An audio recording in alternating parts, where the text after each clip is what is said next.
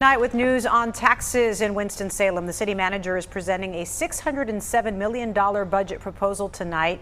It would increase the minimum wage to $15.45 an hour and also increase pay for city employees, firefighters, and sworn officers. WXIJ 12's Kara Peters was there for tonight's budget meeting and joins us live now from City Hall. Kara, if this goes through as is, how would it impact people?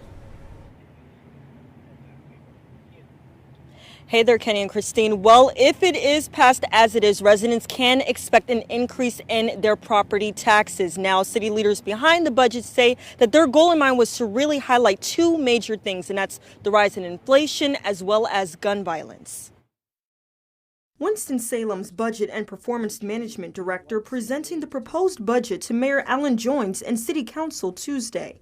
One major goal, to address gun violence in the city and also provide a way to help with recruitment and retention.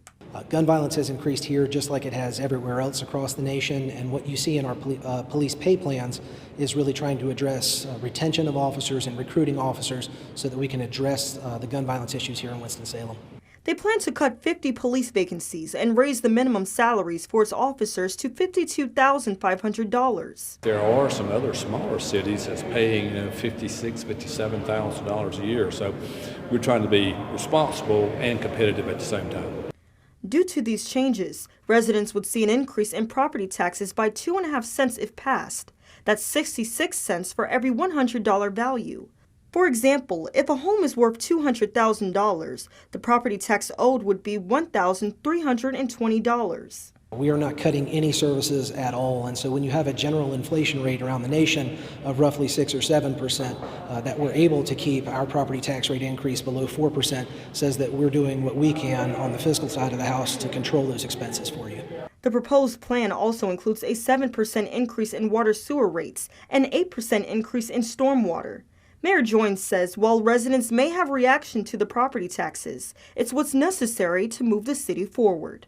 If you look at what we're trying to do with our police officers and trying to keep them here and be able to attract new ones, I think folks will understand. And I think folks understand that cities are just like their household. Inflation is hitting us just as hard as it is them, so I think they would understand that.